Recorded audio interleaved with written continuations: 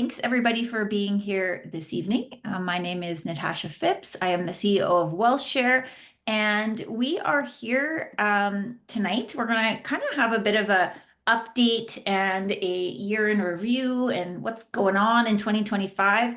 And at the end, I do have some slides to share, but I also really want to open it up. We all do for kind of some conversation, some questions. I'm sure there'll be some thoughts about what should we expect this year, what should we be doing, what should we not be doing in this type of world we're living in right now.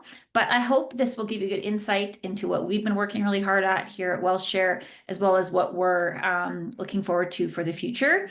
So we are going to dive right in. These slides are an adjusted version of what we did do at our second annual investor soiree at the Petroleum Club. We're not going to do the full thing for a few reasons, but because we want this to be very conversational with you guys, hopefully here this evening.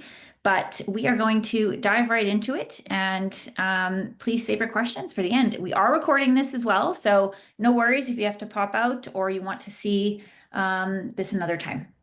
So, as a reminder, I think it's always good to kind of remind ourselves who we are and what we're doing. And so I want to talk about that really quickly.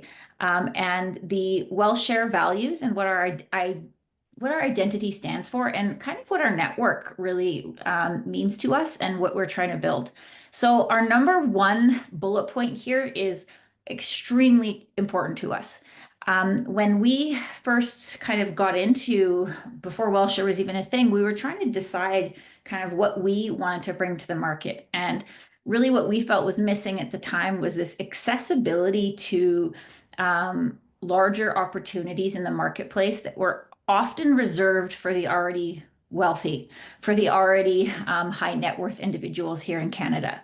And we want to make the types of opportunities we're sharing accessible to Canadians, but it's not just about the investment.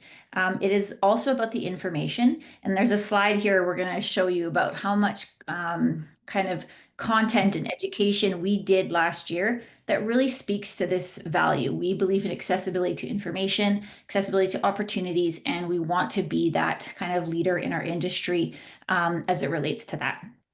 Second point, really, really critical, and points to our structure. So we're a private REIT, a real estate investment trust, and the vehicle that we use aligns very much with what we believe we should be bringing to the market in terms of transparency.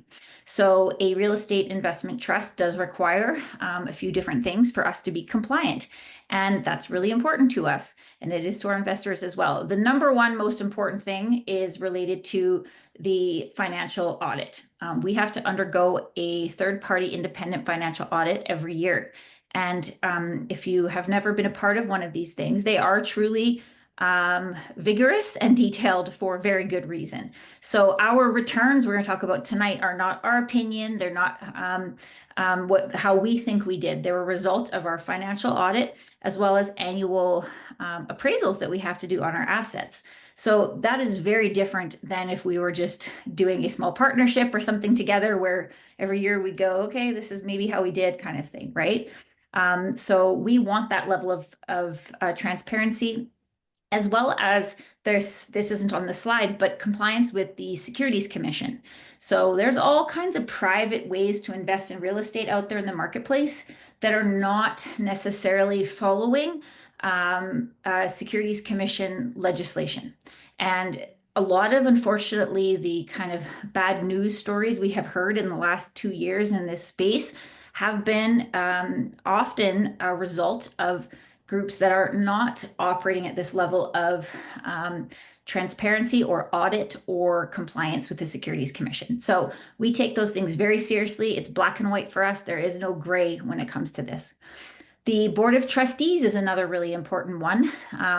There is the co-founders, and me, Rodney, and Monique here are the co-founders. The CEO is myself, Rodney is the COO, and Monique is our CFO. And we're in this every single day, but we also have a growing board of trustees. So we have 2 other trustees on our board, and likely we'll have one more this year that we are in talks with. I'm not sure if we're ready to Hopefully soon we'll be able to announce that. But the board is really important because it isn't just me making a decision or Rodney making a decision.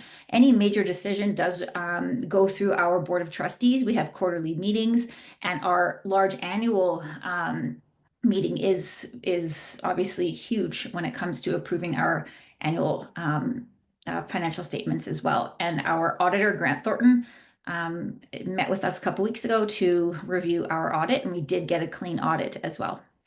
The last piece there is something that will grow as we grow as well. Segregation of duties. The group working under this umbrella don't have access to everything necessarily. We have steps and processes that are internally now when it comes to how things operate on a daily basis, and that segregation of duties will continue to grow as we grow. And then the last point there really points to our value and who we are as well, and that this is not a race. I think very often in the real estate game, it can be like, how quickly you can do something, how big you can get, how many doors do you have? And this is not a race for us. We are here for the long term. We are here in the long run. And everything we have done from day one is really, really pointing to that. So that's a quick review of who we are. And we use these things as kind of our compass with everything that we are doing as we grow. Natasha, I was just going to add to that. Yes, we will have a new trustee joining us very soon. Just doing the fine print. May or may not be a lawyer, so that's an exciting addition. Talking about compliance and security, we're really excited to announce that. So in the coming weeks, we're going to be releasing some interviews with our trustees, so you get to know who they are, what they bring to the team, what that oversight looks like, why they've decided to hitch their name to our brand, because that's a really important part of how we grow the team. It's a reciprocal brand awareness, right? They have to have that same level of trust and faith in us that we have in them. So we're kind of very excited to add to that, and we'll keep adding and we'll keep growing the team. And that rolls right into here with Michael's picture, one of our newest members of the team.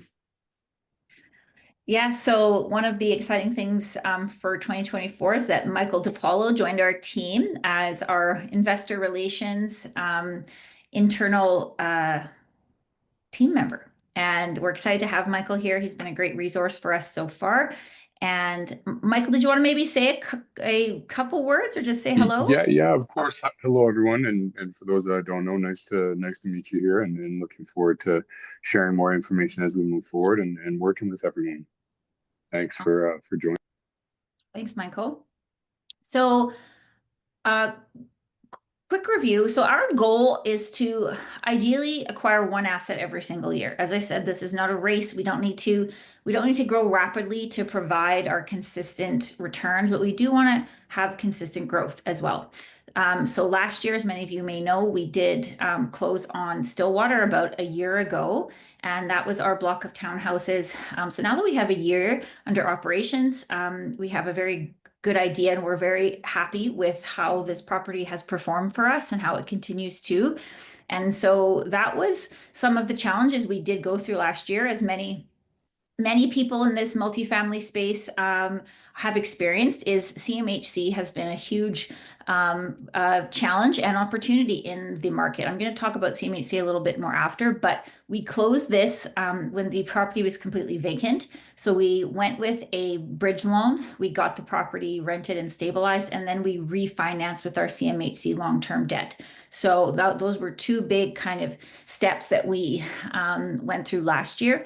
And this property has been fantastic. Kaylee's actually headed up there next week, our property manager, to do our 1-year walkthrough with the builder. This was built by Mattamy Homes and was one of those acquisitions that it really made sense from day one. So we're excited to keep this one in our portfolio long term. And the other thing is, as I mentioned, was our value to bring information to Canadians is something that we hope will grow over time. But last year we hosted 17 events, so more than one a month. We had over 700 attendees to our events, and this also doesn't include the probably half dozen conferences that we went to or spoke at. So this is just our events. So we did a lot last year. We covered a lot of ground and covered a lot of miles, and we'll continue to grow on that this year.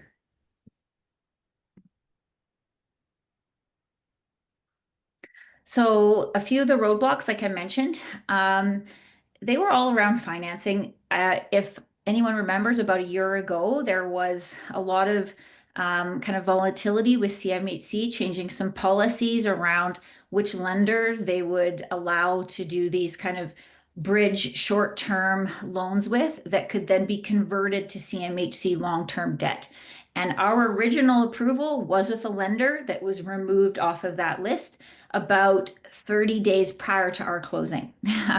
So we have not had a closing or a refinance that wasn't, what's coming next, because there has always been something that we couldn't have predicted or that our mortgage brokers, couldn't have warned us about, or policy change. So the biggest thing about CMHC, is they do have all of the power to change policy overnight, and they can change rules overnight. And there is no time to cry about it. It's just you have to find another solution. What we're seeing right now in 2025 is they've recently changed policy on allowing you to bundle up, say, single family homes with secondary suites or duplexes with secondary suites. So you can't buy several of those anymore and plan to go the CMHC MLI Select route. So that's a really good example of how there was rumors of that coming for quite a few weeks, if not maybe even months. But that's a really good example of how everyone who had a property under contract and this was their plan, they're all now trying to find another plan. So I think several times a year, it seems, for the last 5 years, there has been pretty significant changes when it comes to the lending environment, whether we're talking residential or on the multifamily side with commercial. And I would say that, is how I would expect it to be. Always, always have a plan B is what we have learned. And the other thing too is every problem that we've encountered during acquisition phase, usually a problem does require more capital. And so that's one thing I always tell people is just have access to extra capital for the unknowns that are coming here, of things that you cannot predict.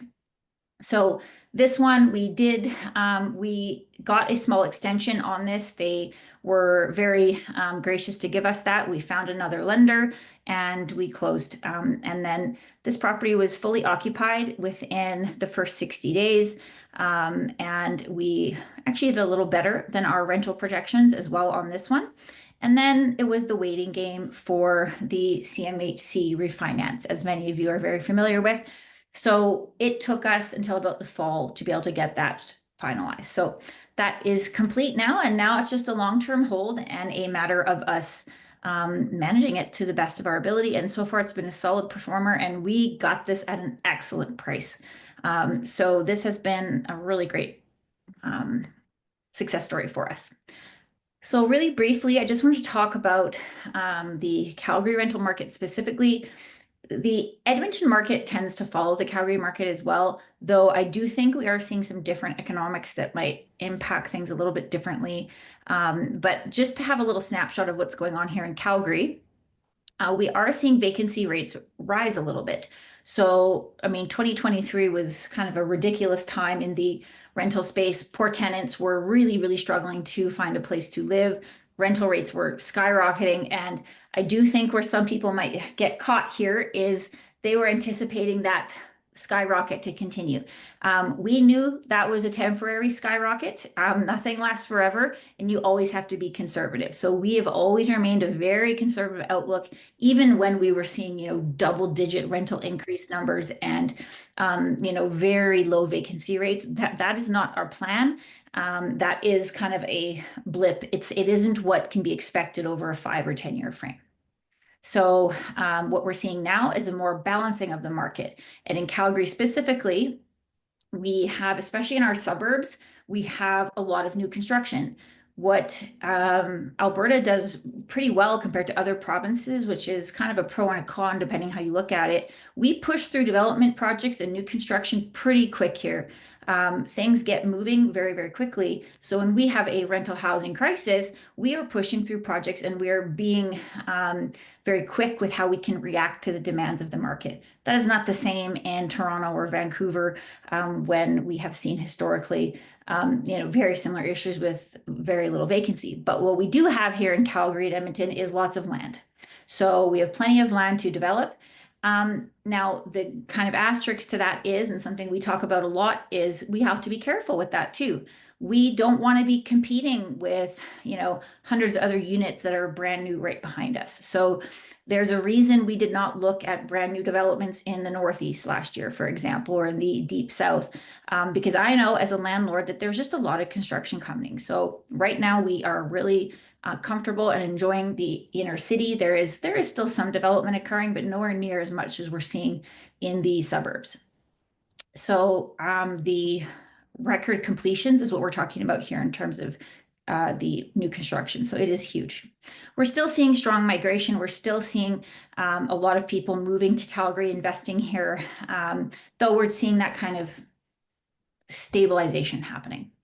Higher supply, which means us as landlords, as rental housing providers, need to be providing a good product that is maintained and taken care of. We're taking care of our tenants. We are taking care of our customers as we would want to be treated. And that's going to show the first people who start usually screaming when we see some kind of balancing in the rental market is often those who are not treating their tenants that way or not taking care of their property. So if you are a landlord, make sure you're taking care of your property and that you are talking with your tenants, seeing what you can do, because often they will stay and will also look at different solutions in terms of what might make them stay versus leave. So make sure you're having those conversations and adapting incentives, being competitive with your pricing, and also just being grateful to your tenants goes a very, very long way. So that's what we're seeing in the rental market here. So I want to talk about, this was a really positive segment that we did at our soiree that a lot of folks got a lot of, that we got a lot of good feedback on. I just want to go, there we go, sorry. So risk. So there's a lot of worry in the world. There's a lot of unknown happening. I've talked about Trump way too much that I would want to in the last few weeks, but that's what people are concerned about. They're concerned about what's going on in the marketplace. How can I protect my money? How can I grow my money in such an uncertain time? And also like, there's a lot of bad news out there when it comes to the real estate space. There's been a lot of unfortunate situations that people have been caught up in. So we want to talk briefly about risk management and compliance and how that applies to WealthShare and what we're doing. And this might be something that you can consider for yourself as well when you're out there looking to where to place your money. And the first one we're going to talk about, so there's 5, we're going to talk about geographic concentration. So, and this can apply if you're even just a single investor on your own, like not putting all your eggs in one condo building in one city, for example. I wouldn't recommend doing that. I think it's good to have some diversification, right? And that's what we are building here as well. And that's the benefit of investing in a portfolio of real estate, of course, over just one single property. So we are investing obviously in Calgary and Edmonton, and we're doing regular market reviews. We're doing regular research into the economics of things, but also we have been landlords and property owners in this province for over 20 years, and that really does help certain trends kind of repeat themselves. So being very in tune with the market helps a ton. And often when people are going this way, usually what makes the most strategic sense is to be kind of looking this way. So that's something that we're constantly doing, is paying attention to what's going on here when it comes to the market. Second one is market and economic risk. Local job growth, rental demand, and energy price volatility can impact occupancy rates, of course. It can impact demand and the rental income. And this is where our job certainly comes in, is to make sure that as asset managers, we are monitoring rental trends. We, like I said, we are talking to our tenants. We had many conversations this week with our current tenants whose leases are up in about 3 months. We want to know what we can do to keep them. We would rather have them stay, come up with something that works for them. and being competitive. And then the last piece to the mitigation there is having those extra cash reserves for economic downturns or for the unexpected, what we don't know yet. So having cash reserves is huge. And I'm not sure if you guys have heard Monique, but she is very conservative, and we love her approach to how we plan for our year. We are absolutely taking the most conservative path possible and are always maintaining cash reserves. Interest rates and financing risk. So this one is obviously a huge topic, and it kind of also ties into some of the first risks that we were talking about. But interest rates in the last couple of years have been obviously a huge topic. We have seen a lot of changes. We've seen a lot of things happening. Right now, where we're at today, obviously, we're seeing interest rates come down. What is important to note too, though, that I think often is forgotten when it comes to especially the CMHC insured products is those interest rates are driven by the bond market. So the 5-year bond yield, if you're following that, that is important. And I see posts all over the place often where folks are running their numbers for CMHC debt based on Bank of Canada rates. That's not where the rates come from. So in the last couple of years, the bond rates have been, though they've been on their own roller coaster, they have been still lower than Bank of Canada rates, which has made these CMHC insured debt instruments work. They work significantly better when it comes to rates and loan to value and the amortization, of course. But what Monique wanted to point out here was that locking in the mortgages where possible and also staggering the loan maturities. I said how we want to have one acquisition a year. That is a comfortable pace to then be renewing mortgages or refinancing down the road. And that's an intentional plan that we have. We don't want a bunch of things coming up all at once. So that does manage risk and spreads out what might be happening in the future that we don't know about over several years' time. So operational risk. So as a review, there's in brackets here, operations is managed by the general partner, WealthShare Real Estate Trust general partner, which is managed by us, and the GP's property manager. So we're the ones kind of doing the day-to-day management of tenants and all operations when it comes to the actual properties. So we need to be aware that there could be a risk with economic volatility when it comes to, job security. Is there issues with tenant defaults? Are we staying on top of that? We haven't really had problems with that, but that is something we are still being aware of, and making sure that we are not putting off any sort of maintenance issues or anything like that. So what we do regularly, and we have weekly meetings when it comes to our operational team of to what came up. Is there anything maintenance items? And that's going right down to batteries and fire alarms, to roofs, to anything that might have come up. So we're constantly having these operational type of meetings to make sure that we are ensuring proper maintenance, proper insurance, and proper staffing, and that we're all available for whatever might be needed during that time.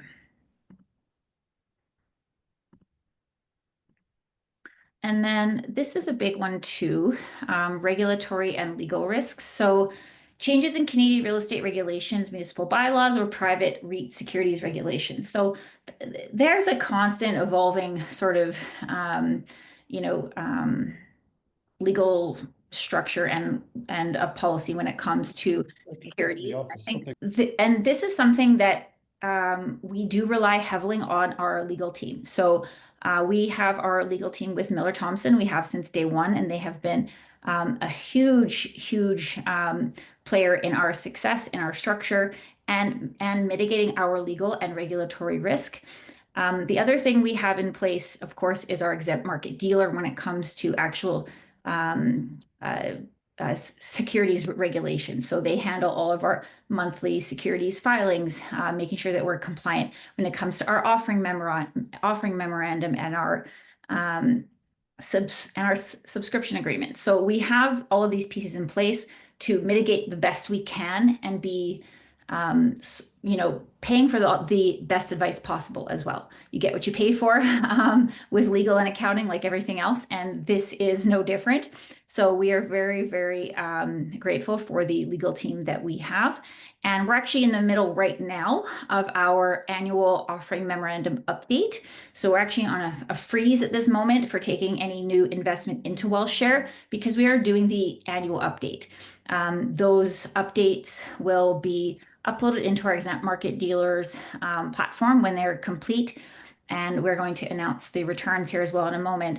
But annually, we will upload the audited financials like we talked about. There'll be an OM update every single year as well. And also the appraisals for every single property are uploaded as well into the actual platform.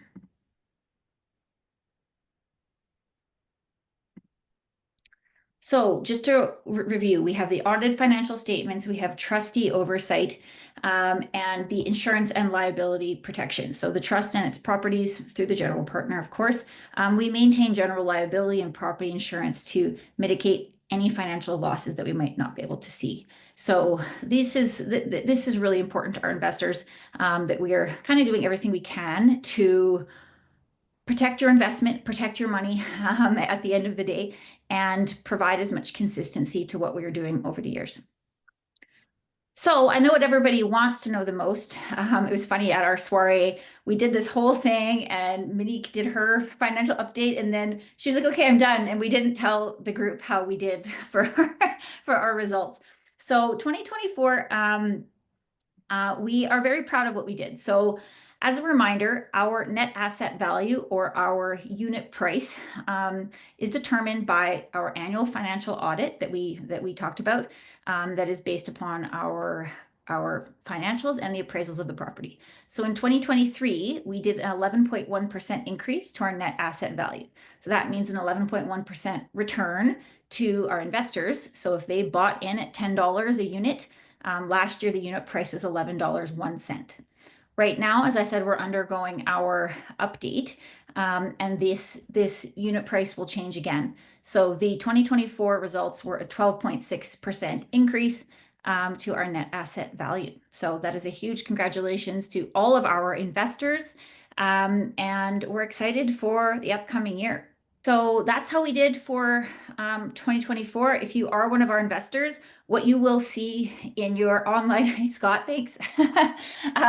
What you will see in your platform is you will see your valuation adjust. So right now I said we're on the freeze. By the end of the month, there will be an adjustment in the exempt market dealers platform. Once we come off the freeze, have the update, the net asset value will immediately apply. So it'll show what your new valuation is worth inside of your investment.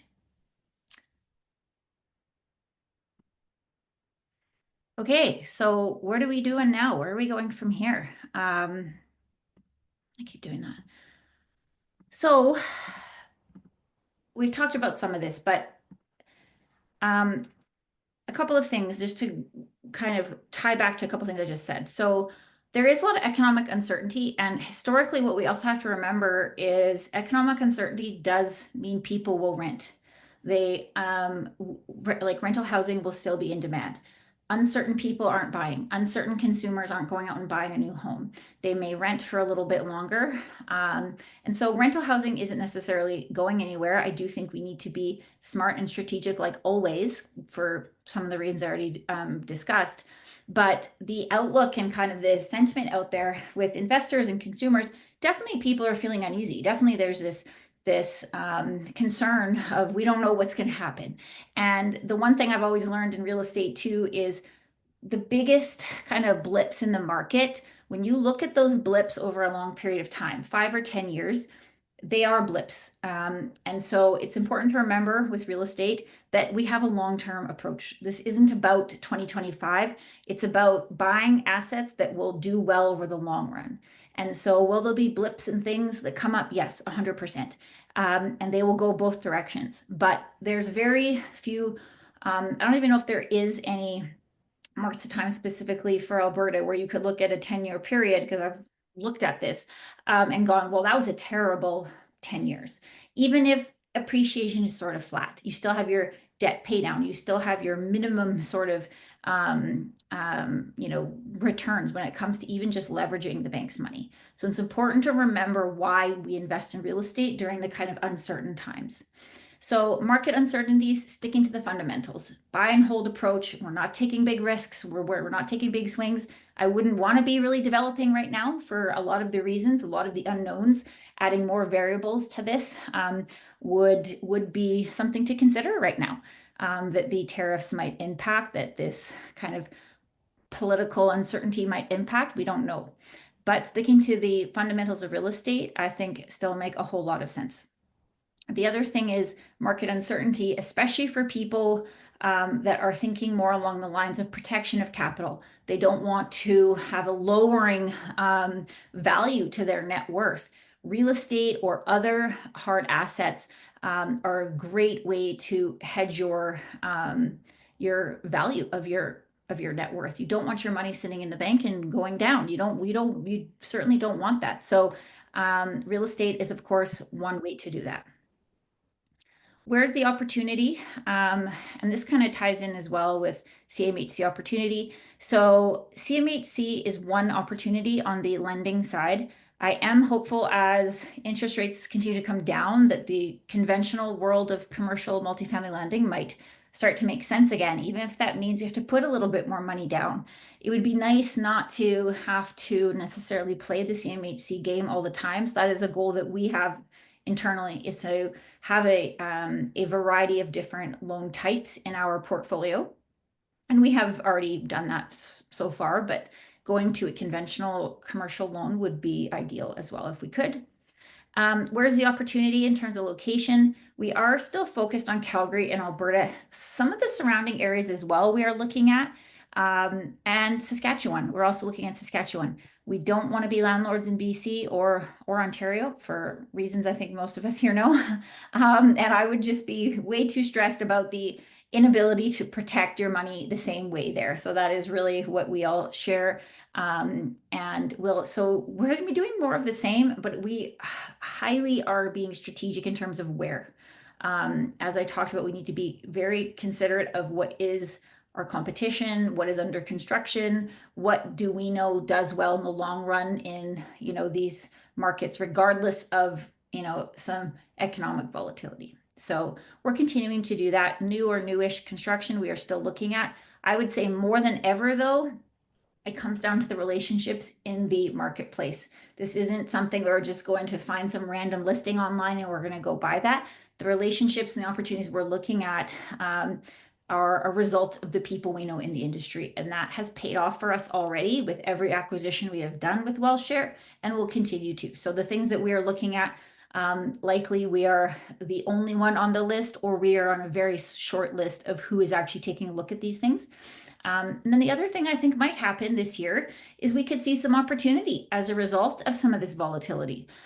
We could put our little bit opportunistic hat on and see what there might be some people who possibly got caught with, shooting for the stars and thinking we were on this rocket of rents were going to continue and valuations would continue to go up that high. So there could be some opportunities this year, kind of why we're being a little bit patient.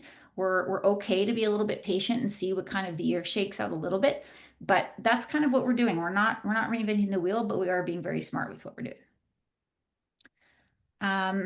I think that's it. We talked about net worth growth, protection of capital. The last piece there, this is a point that Rodney's been making too, is net worth growth. So we get compared a lot to other funds and other groups out there that are doing big developments. They're doing land developments. They're developing condo towers. They're doing all kinds of things. And two pieces to that. One is you can't really compare us. We're not apples to apples. We're not developers or builders, and they have a whole lot higher risk than we do. And their projected return should be significantly higher as a result. But number two is if you make an investment in a development fund, that's it. Your money is stuck there until it's done, number one. But number two is over the years and over the course of your investment, there is no independent audit done. There is no valuation done because there's nothing to value yet. So you are seeing zero net worth growth for that investment during the course of that time. And what I am seeing out in the lending environment is net worth is becoming the first question we're getting asked, really. So you want your net worth to be growing. You want to be moving in the right direction. So ensuring you're balancing your portfolio with things that are actually going to be having that positive impact over time. So just to kind of sum up, so we are looking outside of Alberta, but really only into Saskatchewan. So the continued geographic diversification, we are looking at secondary markets in Alberta as well. And then the controlled growth, we are not in a rush, we're not in a panic, we're not needing to, hurry up and grow quick tomorrow. That's not what this is about.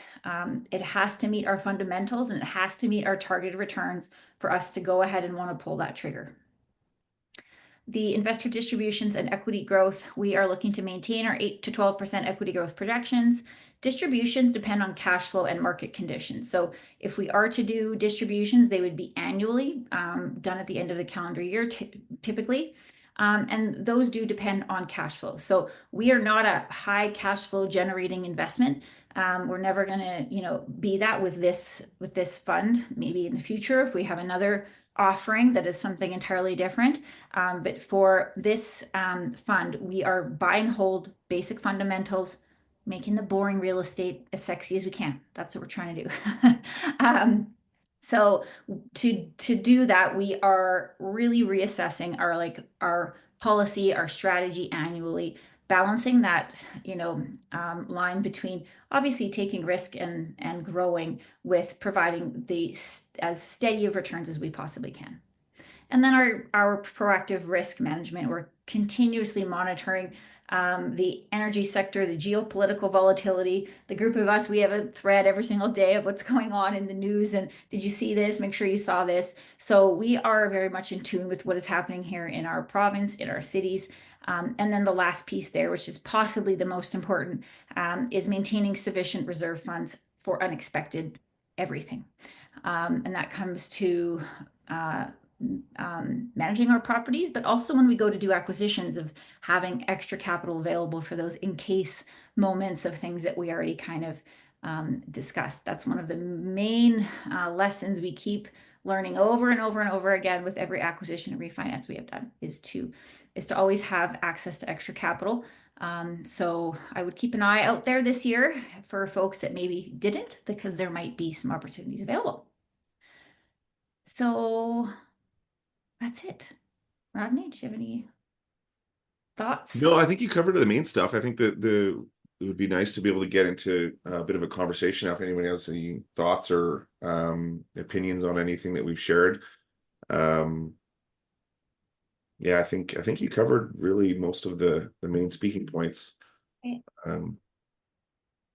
Michael, did you have anything as we go through these, and you've been speaking to a lot of our investors, both potential and some of our newest ones. Obviously the number, the return is always the first thing anybody wants to hear. What are we getting on our money? But then from there, there's a number of questions that you're probably seeing. The volatility is obviously a big one. The fear and uncertainty index is pretty high right now. Before I get your answer, I would say the one thing that we feel good about with this fund is, yes, it is the boring, slow and steady buy and hold wealth management approach to investing. But our assets are finished. So when we're looking at tariffs and we're looking at these kind of question marks, we know that our buildings are complete. Yes, tariffs will have an effect on us. They have an effect on everybody, but nowhere near to the same degree as developers and people that are dependent on the product that they're bringing in.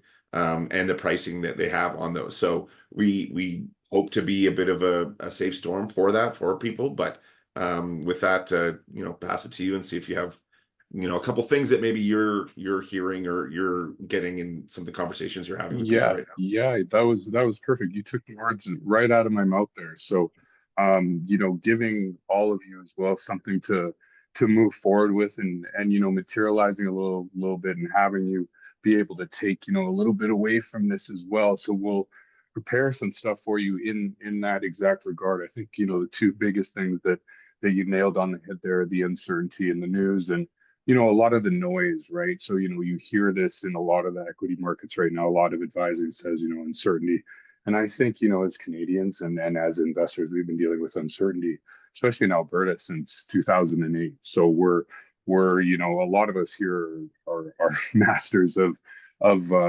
chaos in a lot of that regard. And I think one of the most important things, you know, that goes hand in hand with the net equity and focusing on that for our investors is, you know, one of the certainties economically for sure is our dollar right now is suffering and with tariffs and with inflation and you know the cost of a lot of things going up.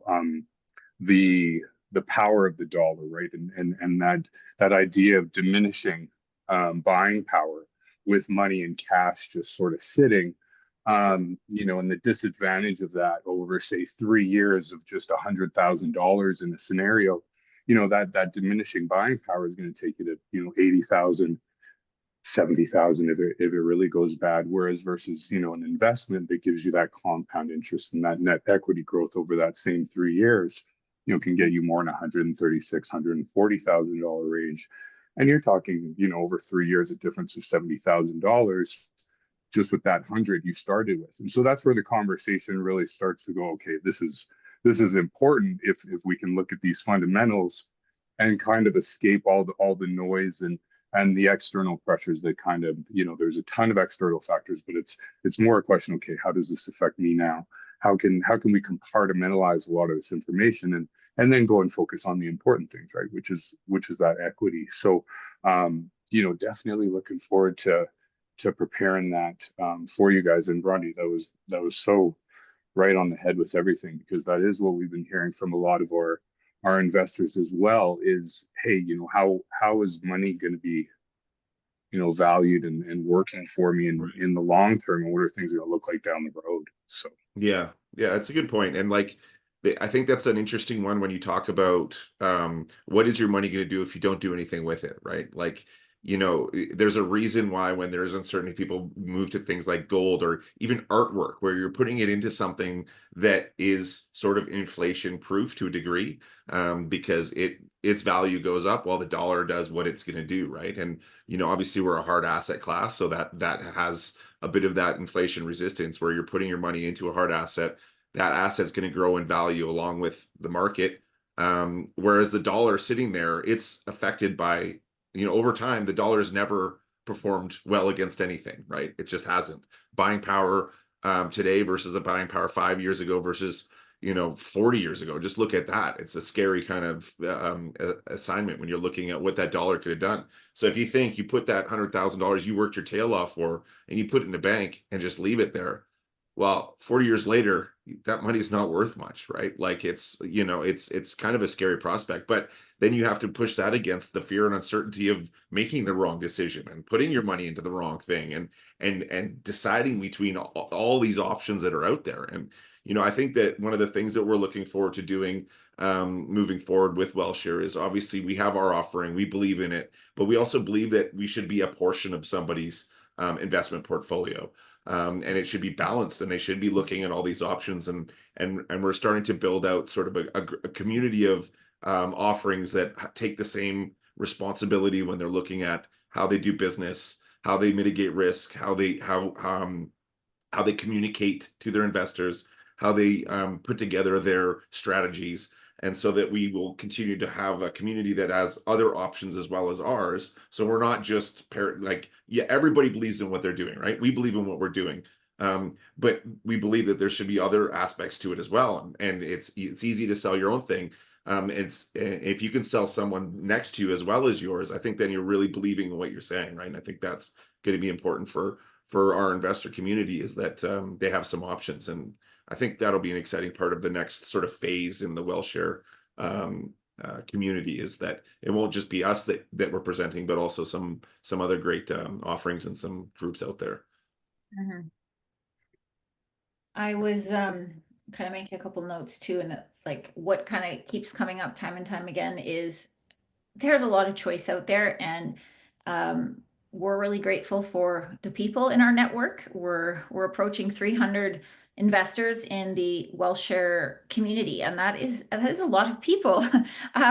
The crazy part of them, most of them are not even here in Alberta. I think we have less than 50 that are actually located in Alberta. So most of them are in Ontario or British Columbia, but it comes down to the people. And I really encourage, to be investing with like people you know and like and trust, ideally, especially in the smaller security world. When you go up to the larger funds, obviously you're not doing that. But then also I've had a lot of conversation with people who are kind of worried about this net worth growth, and where to be putting their money, and they haven't taken a look at what their RSPs have been doing for a decade. Like they've just let them sit there for a very long time, and now they're going, oh, well, I'm not where I thought I would be at this point in my life, or I wish I would have looked at this 10 years ago, or I wish I would have got started. So finding the right people who are going to give you the information you are looking for is something that's going to take some effort on your part, but go out there and really really do it now. Definitely not worth waiting. Yeah. Well, I think, one of the things that we have a number of our investors that have helped with get us out of the gate, so to speak, when we were looking at acquiring some of these assets, and we needed to come up with capital right out of especially with the first two when we're doing the quartered sale. It's a slow process to get registered funds in and to do the trust route. So we have a community of accredited investors that have helped bring in some of that short-term capital to give us the flexibility to go after some of these assets that allowed us to get our funds started, to allow us to purchase. And part of the value there was that they had a shorter term investment. They had the liquidity available. They knew that they were getting their money back in a relatively short order to allow them to make other decisions there. So we want to continue to offer a balance for those people, because we know with uncertainty and fear and uncertainty comes also maybe a shorter time frame that people want to put their money to work. So we're listening to that as well. I know you hear it more than anybody.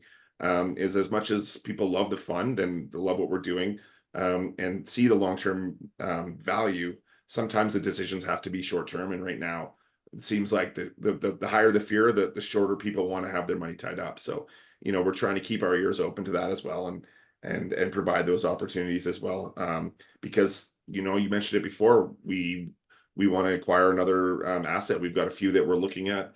We were starting to do the underwriting on, and we're excited to do that, but we're not going to force it either, right? And the speed in which we raise capital is going to determine the speed in which the fund grows, right?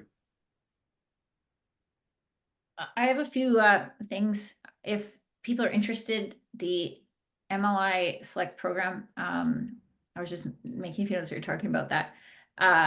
So I think we have some of our folks also that are interested in doing this themselves and going down this route. We've had a lot of that conversation with people like, should I just do this myself, or is it better to just invest with you guys? So maybe I'll review a few of those, and then I don't know if there's any questions, but kind of things that keep coming up again and again that I think maybe people aren't aware of. In the CMHC MLI Select, it's the trendy thing everyone's talking about everywhere. Usually people are attracted to it because of the 5% down payment that they see, and I can tell you that is very misleading and not accurate. The biggest thing to note when you're looking at these products is how value is determined, and value does not mean purchase price. Those are two very different things, and so often people come there fresh. Well, how is everybody doing this, putting 5% down? And the answer is very rarely are they. Very rarely are you going to find an opportunity that actually makes sense of 5% to your actual purchase price. And so what we didn't talk about earlier was our kind of loan to value ratio in our portfolio. Yeah. Even the property that has the MLI Select program on it, we didn't even hit an 80% loan to purchase price, and we got a very good price on that property. Because your value is determined by how CMHC wants to determine it. CMHC is going to choose what your expenses are, not what they actually are. They're going to go, this is your expenses. And every time you have an expense, that brings down your value. The higher vacancy rate they use, that brings down your value. So that's really misleading out there. And I find individual consumers are getting really frustrated when they go to try to buy one of these properties on their own. They go, well, I've got $500,000 and I want to go buy a building. That's all the capital they have. and it's extremely misleading out there. And so when I talked earlier about there might be some opportunities, this is what I'm talking about, because the valuation was not necessarily explained to them.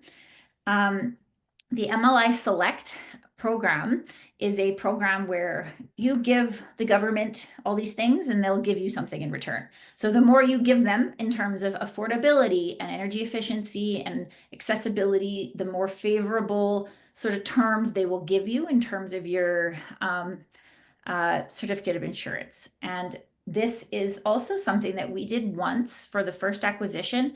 And I don't know if we would do it again, maybe if it was brand new construction, but being in the position where you're promising a rental rate for 10 years is a long time. We can't predict where the market is going to be this year, never mind in 5, 6, 7, 8, 9, 10 years. So if you're out there looking at this MLI Select program, just know that the trade-off is pretty substantial that you're giving them. And no one can predict what that's going to actually mean for you. And the other thing is you're locking that in for 10 years with the full MLI Select program. So in 5 years, if you want to sell the project, for example, the new buyer has to assume it.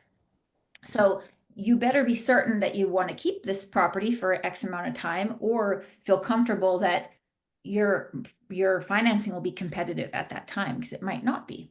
So those are some things that have kind of come up time and time again. And the other thing I never hear anyone talking about on every Facebook group I'm in and every conference I go to, which is literally like every single day I see this, no one ever talks about the MLI standard or the MLI market product.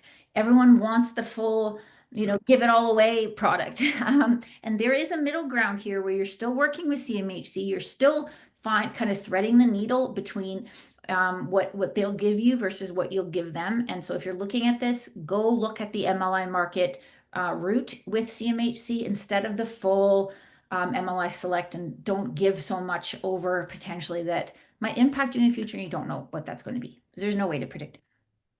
Yeah, and actually just to add to that, because one of the things we're talking about right now is our year in review, is we've dealt with this specifically with our acquisitions, where we've dealt with it firsthand, that best intentions, and we thankfully go conservative on all of our analysis, and then conservative again, where we've been outperforming all the numbers that CMHC has assigned to our buildings, but we are at the mercy of what they're deciding the value will be. Like the Bergen, for example, the vacancy rate they dictated for us is 4%. Well, our real vacancy has been under 1%. So that 3% vacancy that they determined the value of is quite a bit of capital that's tied up in that building now until we get down the road. So our investment's protected, but how we borrow the money, what amount of money we're able to lend, all those sort of variations, we're a little bit at the whim of that. So we've experienced it firsthand. One of the things that we're trying to do for the team is adjust how we approach some of our lending. So it's not all just smooth sailing all the time, right? We have our bumps. We've approached CMLS and they've been great to deal with, and have been really a big breath of fresh air. Our next acquisitions, we're going to be approaching those with a more proactive approach from the beginning, so that we have minimized those surprises as we do our financing and our refinancing if we need to, right? So we're learning things and we're sharing them as we go as well, but we're also making sure that, if we have a headache once, that we do all our utmost to avoid having that same headache again down the road. The other thing that's going to be a growing challenge for investors trying to do this, as individuals is, and even we saw this with the last acquisition, was the smallest size we have done actually. Yeah. The loan value was under 5 million. And so as time is going on, there is less and less lenders willing to even look at a loan under $5 million. So someone who's trying to buy a $1 to $2 million, small building somewhere and is trying to use these programs, there are lenders who are doing it, but they're charging you significantly more in terms of the fees, the rate that they want, because it's the same amount of work for them, and they want to, it has to make sense for them. So it's only going to get harder and harder with the current financing landscape, which unfortunately does mean that for the funds and the groups out there who are pooling their capital together, those are the ones who are going to be able to actually make sense of the opportunities. I think we are in a very good spot as well. Like some people have asked kind of about the size of the acquisitions that we are buying. And some of that is driven, of course, by what we can buy, but also, there's opportunities that are 200 doors that I would absolutely not want to look at for many, many reasons. But the other thing is smaller kind of projects like we're at, 5 to 20 million. There's a lot more flexibility with that size of asset than going to buy a significantly larger asset that is maybe 5 times the size. So that does allow us to be a little bit more flexible as the years go on. And so I think that has actually played to our advantage as well in the acquisitions that we've done so far. So does anybody else have any other comments or questions or thoughts before we Thoughts, part fears, ways? wishes? Hard questions. Oh, that was the other thing I forgot to mention that we did develop last year. And if anyone is ever interested in this, if you are looking at us or any other private security, I actually started putting together, I wrote a guide, and I'm going to keep actually adding to it this year of like what I did not know before we did this. Like questions I would not know to ask about a private fund like this, the structure, who owns the real estate, who's at risk, like all of those types of things that you wouldn't necessarily know to ask groups. So we do have that guide available for anyone who ever wants it. You can send us an email and it's ready to go. But we want those questions if you're confused about something or you're not sure. It helps us also make things more clear on our side. So if there's something ever that comes up, please let us know. And if you want to see the guide too, happy to share that anytime. Yeah, that's a great tool. I think it's a awesome. Okay. All right. Thanks. All right. Yeah. Thanks, everybody.